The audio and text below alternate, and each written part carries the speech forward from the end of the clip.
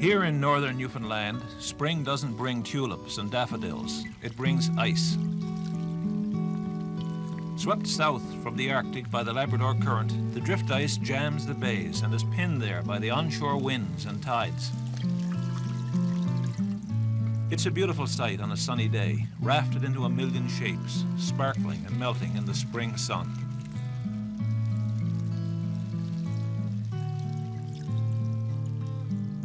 This is White Bay. It was named well. And this pretty place nestled under its hills is Wild Cove. Despite its name, Wild Cove is a quiet, peaceful community. Its people have always done well by the sea. Cod, capelin, turbot, mackerel, they catch it all. And in the spring, when the ice comes, they hunt seals. At least they did till recently, when the animal rights groups destroyed the market for seal fur. Though primarily protesting the killing of young whitecoats by big ships offshore, the movement, by its sheer momentum, also mortally wounded the market for the older beaters and bedlamers, taken later in the year by land-based hunters. And so the speedboats and longliners of Wild Cove lie idle in the spring. The seals swim by. An industry is in ruin, and a way of life disrupted for fishermen such as Albert Wells. Oh yeah, it is important to me. Well, I enjoy sealing a lot. And, well, sealing, well, it's about 25% of my income. That's when I can get out, Yeah. And, well, it helps me mend my fishing gear in the fall and things like that, So it's a great help. So you were crippled when the seal hunt was cut off a couple of years ago. That hurt you? Oh yeah, it did. Well, I mean, say, there's not much to do in the winter time, and I had all winter not doing nothing. And when you love sealing and things like that, and you can't do it, somebody takes something from you that belongs to you. Something I had to do without for a while. But it seems like it's coming back again now, so. Have you got hopes, have you, that it will come back? Oh yeah, I got strong hopes that it will come back. You ready? That's great, that's good, let's thank you for sealing me. David Small says grace, blessing the seal meat his mother has prepared for the family. Here in Wild Cove, as in many Newfoundland communities, seal meat is a staple part of the diet. We've always eaten seal. Rich, tasty, nutritious, many of us Newfoundlanders prefer a meal of seal or flippers to the choicest of steaks. We've lived here by the sea, by the edge of the Arctic ice for hundreds of years. The seal is simply part of the way of life for sealer Mark Small and his family.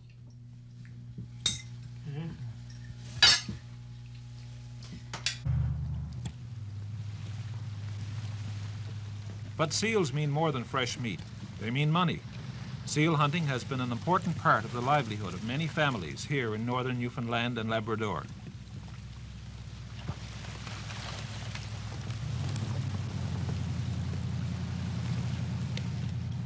Been always a pretty important part of the fishing industry to us, you know. Just we always done very good too with seals, and I guess it's only now that the industry is gone and really down to the bottom that we really miss it, you know. But the boats are still going out. There's still hope. Yeah, I think there's still hope, and everybody sort of thinks that, you know, another 2 or 3 years that the industry will be coming back and things will be looking a bit brighter for them.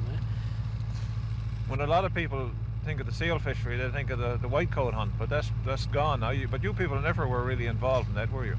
No, that's right. I mean, we don't miss the white coat hunt that much because there's only once in my lifetime ever we got any white coats, and that was in '81, and we went up to Grosswater Bay. But the majority of the sealers, the landsmen, the fishermen along the northeast coast, and all down from, I guess, Bonavista Bay north, always took part in this part of the hunt. The beaters and the bellamers and some older harps, and that was the big thing for us. Shortly after the sealing industry was destroyed, a group of sealers banded together and vowed to fight back, to keep their industry alive. Mark Small was one of those sealers. Today, this plant in Fleur-de-Lis is the product of that battle. A sealskin processing plant, owned and operated by the sealers themselves, a sealers cooperative. Membership fees, $300, a sizable entrance fee on a chancy venture like this.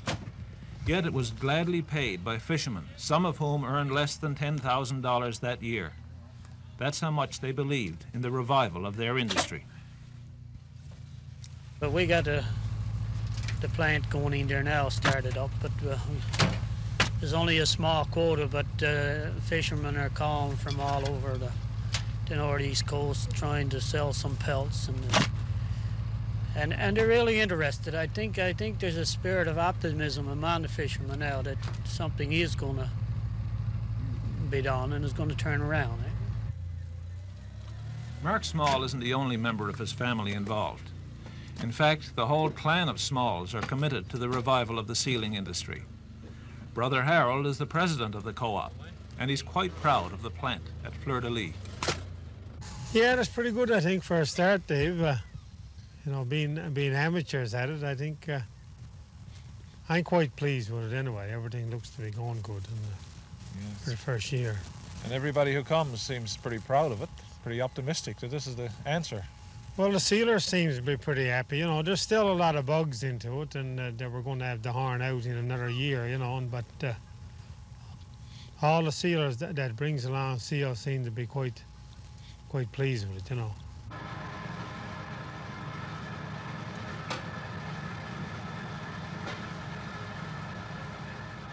Tell me what happens first of all with the first machine. Well, when it goes through the first machine, that's called a splitter, and that removes the bulk of the fat in one slab, like, eh? And we leaves on about maybe a ½ inch of fat, so we won't damage the skin. Is this an old machine? Is this an old way of doing that? Is that a new process, or is this the way it's always been done? No, I think there's about the same way that it was done in Dildo. You know, much the same kind of machines. So then it goes from that machine to a slasher, it's called, eh? Like it got a spinning blade into it, and that removes the rest of the blubber from the skin, and it's more or less like a oil when it comes out of the skin. Then, you know, it's like a sludge. Now this machine must be set pretty fine, I suppose. Yeah, we were a while trying to get it adjusted up because those machines was never used for seal skins. They were pretty old machines, and we bought them on the mainland and rebuilt them, and so it took us about a week, I think, to really get them set up for the job. But now they're doing a marvelous job. You know, so good as we got some fellows working there from Dildo, used to work in Dildo plant, and they're doing just as good now or better than what they used to do in Dildo. You know. So okay, now we've got through the second stage. What happens next? Well, then they go through the drums. We got a drum there is about 7 feet in diameter and about 5 feet long, like. And we put 40 skins in that at a time, you know.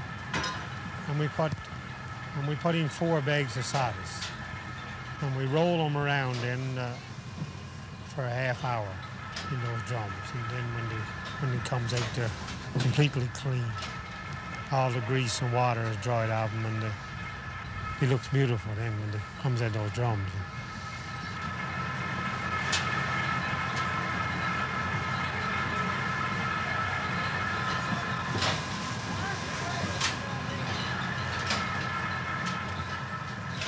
And then they go to the grading table, where you grade them for defects, for scratches and cuts and color, like, eh? And they're all graded into different grades, like. Now, this is a pretty specialised job to grade seal pelts, isn't it? I believe your brother Randolph, though, has got some background in it. Yeah, well, Randolph is about the only one that we could get, because when he was into the seal, acting as the agent, he went to Dildo every day and he watched our seals being graded, and he know a lot about the different grades of seals, you know. So I'm glad that we was able to get him to do the grading first, you know.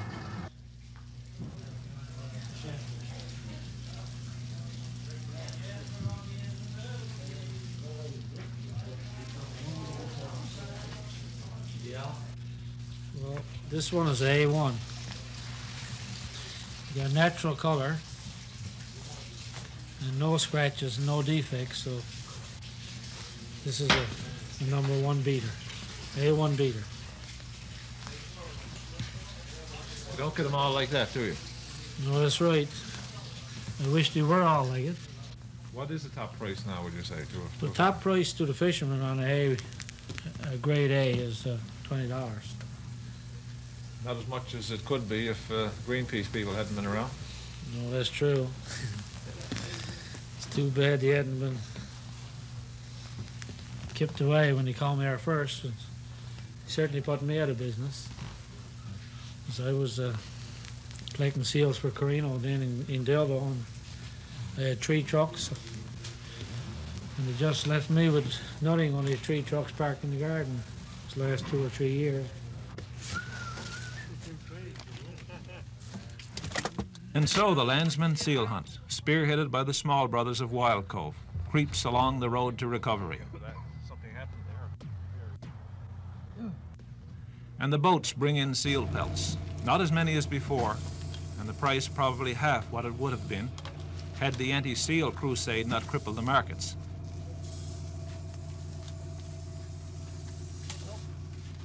Yet it is a beginning, and now with Carino starting up again in Trinity Bay, there's hope that the Landsman hunt for beaters, bedlamers, and old harps will return, and that the sealers of northern Newfoundland and Labrador can go back to making their living from the ice floes which drift south in the spring.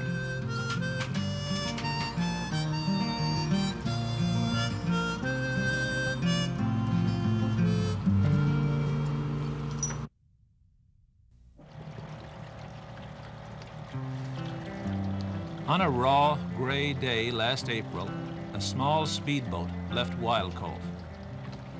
For Albert Wells, it would be another day dodging about the ice pans in search of seals. I get up in the morning, whenever daylight, well, air right now is around 10 to 5 o'clock. Well, we'll probably leave the wharf then, and if there's a lot of seals, we'll come in probably 8 o'clock, quarter to 8 around there. So you've got about 15 hours out in the water. Yep, 15 hours. It's a long time, but it's enjoyable. We'll go sealing in February, March, right on up whenever we can kill seals and we get used to it. And well, if we just went out, if we were working on another job and we just went out and boat for a day sealing, we'd probably find it cold. But when you're used to it, that's it. The bottom of Wheat Bay from right there, from Walco, is 36 miles, and that's blacked up about, well, a good 20 miles of solid ice from Walco in. But out there now, it's a lot of loose ice. It's not bad, but if the wind keeps up on the northeasterly point and easterly point, it could be jammed, eh? Do you ever worry about being jammed out there in your small boat? Oh yeah, you gotta watch your ice. You gotta watch the ice, see if it's running. You know, well, the wind. Well, if the wind comes in on the lane, well, you got to come in out if there's any great amount of ice around. Well, right now we're after beater seals. Well, this year's young seal, but they don't seem to be so plentiful right now. The reason for that is because there's a lot of ice in the bay, and the seals are just beating across the mouth of Wheat Bay and probably going on north. For a speedboat, if you could average 10 to 12, 14 seals, that's a fairly good day. Well, that's what the prices we're getting right now. That's a fairly good day. If you can sell the seal meat and get you $20, get A1 pelts, $20 free a pelt, you'll do okay.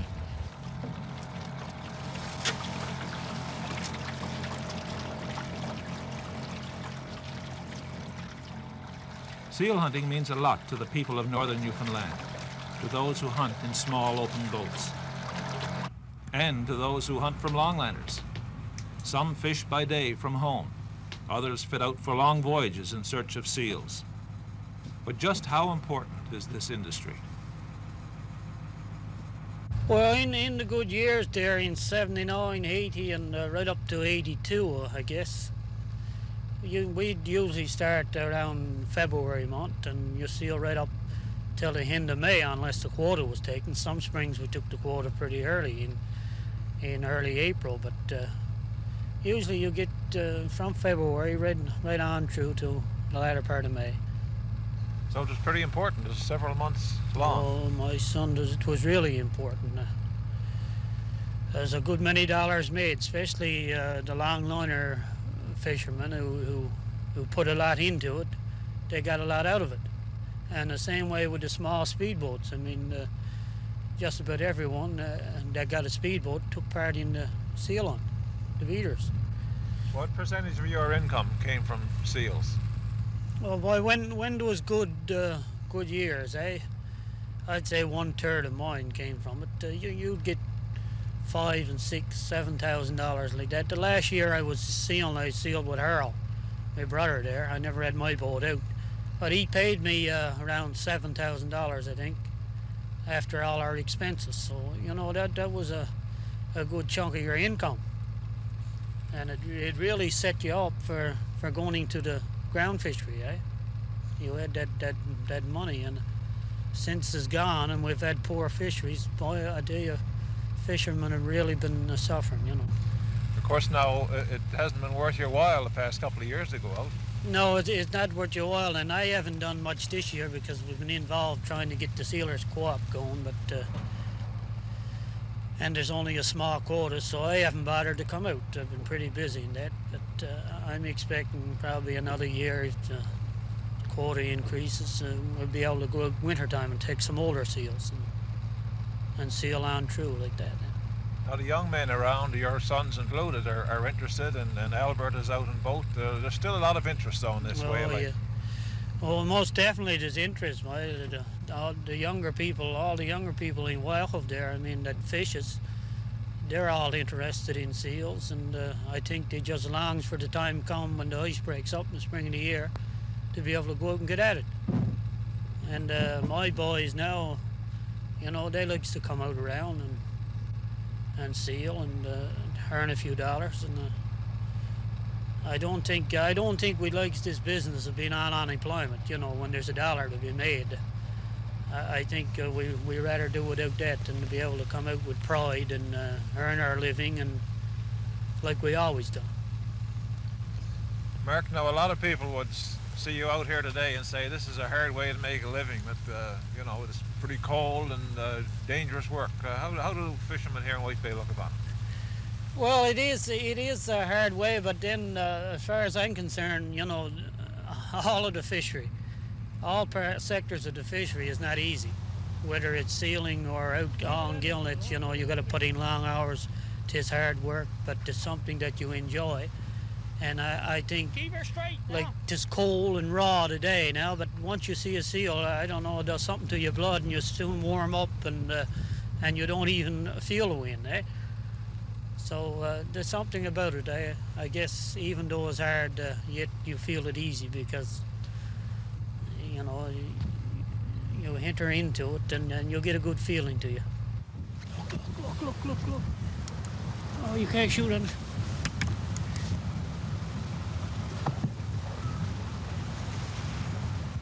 And when you come out there and see a seal, it makes you feel like you want to stay there all day, eh? And just go from daylight to dark. Fred the gun cock. Go on, kid. I think I got it. Well, it looks like it.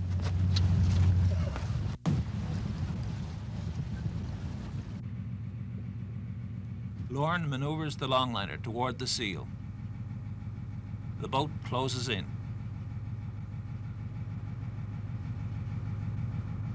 And Mark gets ready to get the animal aboard. You've got to step lively, for sometimes a dead seal will sink.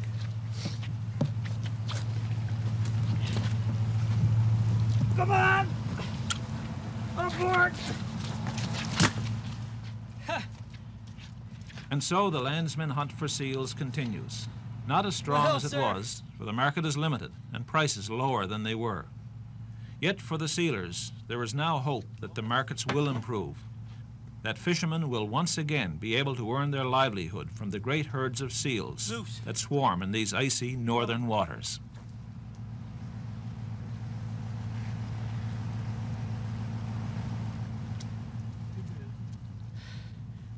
Sealing. It means a lot to the fishermen of our northern bays. Fresh meat, fur, a good income at a slack time of year. But there's more to it than that. Well, there's a challenge to kill the seals and try out your marksmanship on a seal, and it's a challenge. It's exciting. It's about the most enjoyable thing that I like, the seal. But sometimes it's beautiful. Sometimes you don't even want a coat on out there. It's just a shirt. When the sun is shining down, no wind or anything, and the sun glistening off the ice, it's pretty warm, it's nice, beautiful.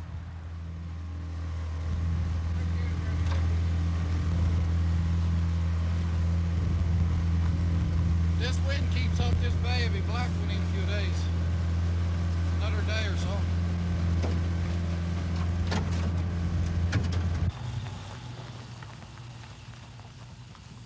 A pickup truck pulls up to the plant at Fleur-de-Lis, a load of prime pelts from Lassie, an income for a longliner crew, a measure of pride and independence for another Newfoundland community.